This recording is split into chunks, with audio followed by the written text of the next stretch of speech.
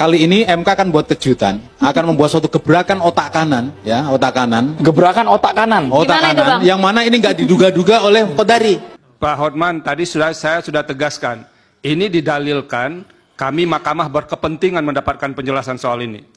Jadi, tapi bukan, saya bertanya, jangan saya dianggap bertanya. kehadiran orang itu tidak penting. Kami menganggap penting. Oke, kalau jadi begitu- jangan persoalkan kehadirannya nggak Itu keliru juga.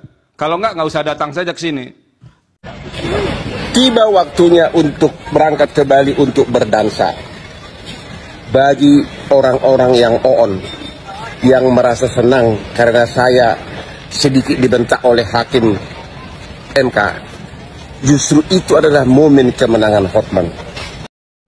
Halo, Assalamualaikum warahmatullahi wabarakatuh. Apa kabar sahabat Hendris? Semoga sahabat Hendris dimanapun berada tetap sehat, tetap semangat. Seperti biasa sahabat Hendris, welcome back to my YouTube channel. Sidang MK sudah berlalu beberapa hari yang lalu, dan kita akan menunggu proses sidang selanjutnya, penyampaian kesimpulan oleh para tim hukum di 01, 02 maupun pihak terkait. Oke.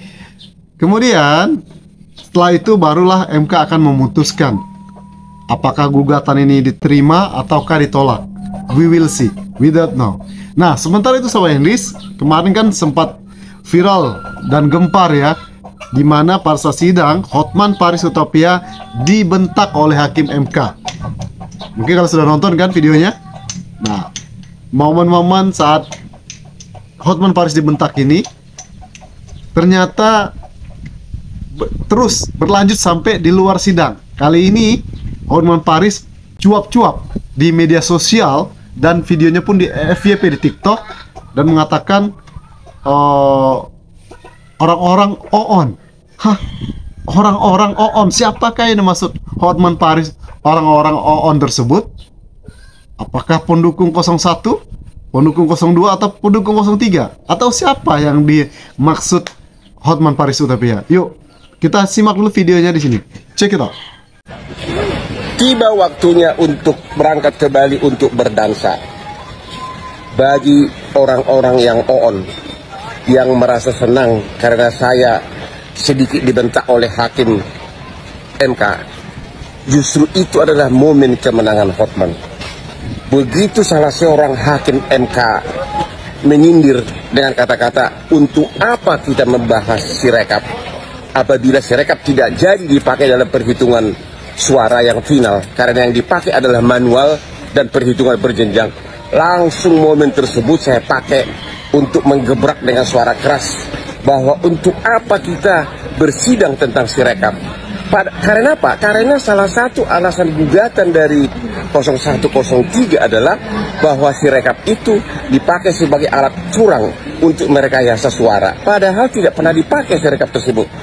Itulah momen penting, dan tidak semua pengacara, terserah kamu bilang saya sombong atau tidak, tapi kalau kau terlalu alim, kau akan kehilangan momen-momen seperti itu di persidangan.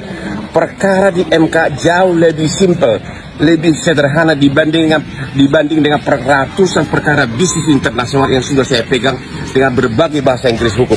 Perkara di MK jauh lebih sederhana dibanding perkara bisnis internasional yang sudah ratusan Hotman pegang. Sampai ketemu di Bali. Kira-kira apakah kita ini dibilang OON? Yang dimaksud OON itu kita semua atau siapa ini kira-kira? Bahkan di komentar di TikTok tersebut itu netizen ulti Hotman Paris. Hotman Paris sedang menghibur diri katanya. Ya, sekarang pulang pergi ke Bali berdansa. Ya.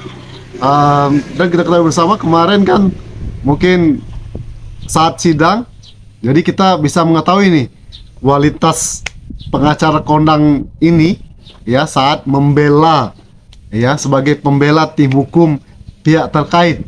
Nah, banyak masyarakat yang mengetahui, akhirnya ketahuan nih, dan sekarang dia cuap-cuap di media sosial ya. Kalau banyak orang bilang dia OON, banyak yang dia bilang orang OON gitu. Kemarin omon-omon, sekarang OON. Nah, istilah baru apa lagi yang dipakai oleh Hotman Paris nanti? Luar biasa ya. Ini pengacara kondang loh ya. Pengacara kondang yang pas sidang MK kemarin disekak mat oleh hakim MK, sekarang diulti oleh netizen. Nah, gimana menurut Sobat Ines? Ya, kita tunggu nanti bagaimana hasil sidang MK selanjutnya. Ada yang mengatakan kalau MK dari tim Amin akan ada gebrakan dari MK yang tidak terduga sehingga Kodari terdiam dari pendapat Amin di video ini. Kita lihat videonya sini. Kali ini MK akan buat kejutan, akan membuat suatu gebrakan otak kanan, ya, otak kanan. Gebrakan otak kanan. Otak Gimana itu, kanan, Bang? yang mana ini nggak diduga-duga oleh Kodari. Itu sudah kita prediksi. Kenapa? Ini bersih MK yang sekarang ini, cenderung bersih dibanding yang sebelumnya. Yang tadi saya bilang mencoreng MK dengan tinta hitam itu, sekarang kita bisa prediksi sekarang. Nah, pemilu 2019 beda dengan sekarang. Dulu Pak Prabowo itu, mohon maaf ini soal etika ya, langsung menolak seluruh hasil pemilu tanggal 21 Mei. Saya terlibat juga. Jadi pemilu 17 April 21 Mei ditolak oleh Pak Prabowo, sehari kemudian rusuh Bawaslu itu. Jadi berbeda. Kalau kita sangat etis ini, bahkan Pak Hamdan Zulfa, itu mantan ketua MK, itu oleh kita nggak boleh jadi saksi karena apa? Etika. Kita menjunjung etika. Kalau mau nih Hamdan Zulfa jadi ahli, mungkin bisa membuat Pak Kodari geleng-geleng kepala, Pak Pak Hotman Paris jadi diem, tapi nggak dilakukan karena kita menjunjung etika. Cenderung MK sekarang lebih disukai oleh masyarakat karena tanpa Paman Usman di situ, kemungkinan MK akan mengabulkan gugatan. Itu pendapat lain. Sementara itu di pendapat lainnya juga, kalau seandainya gugatan ini ditolak oleh MK, maka akan dilakukan langkah-langkah lain. Video ini. Kalau nanti ternyata keputusan MK lagi-lagi mengecewakan kita, saya pikir kita juga masih tetap bisa punya harapan ada mekanisme lain untuk tetap memberikan teguran dan hukuman pada penguasa, pada Pak Jokowi. Terlalu banyak kesalahan yang menurut saya tidak bisa kita biarkan begitu saja. Kesalahan besar. Kesalahan besar. Jadi apapun itu, kalau nanti ternyata MK tidak membuahkan hasil, kita cari jalan lain untuk bisa mengadili Pak Jokowi, untuk bisa memberi hukuman pada Pak Jokowi. Memberi hukuman Pak Jokowi itu adalah semacam tugas sejarah yang sangat penting yang harus kita tunaikan. Iya, karena ini kita bisa melihat catatan panjang juga. Dari Pak Harto tidak pernah dihukum, kita tidak pernah melihat seorang pemimpin mempertanggungjawabkan perbuatannya. Jadi kalau nanti Pak Jokowi bisa survive, bisa menganggap apa yang dilakukan biasa-biasa saja, ya sepanjang sejarah kita akan terus melihat bangsa ini itu menerima segala bentuk pelanggaran undang-undang, pelanggaran etik dan ketidakberesan dalam penyelenggaraan pemilu. Oke. Nah, kira-kira langkah-langkah lain apakah yang akan dilakukan untuk memberikan suatu efek kejut kepada pemerintahan Jokowi ke depan selain MK? Seandainya MK menolak, nanti akan ada mungkin gugatan baru lewat Kejaksaan Agung atau lewat apa gitu? Apakah Mahkamah Internasional?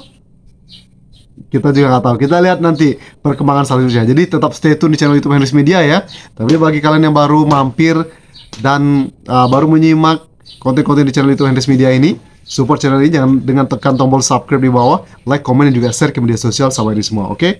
See you in the next video. Wassalamualaikum warahmatullahi wabarakatuh. Bye bye.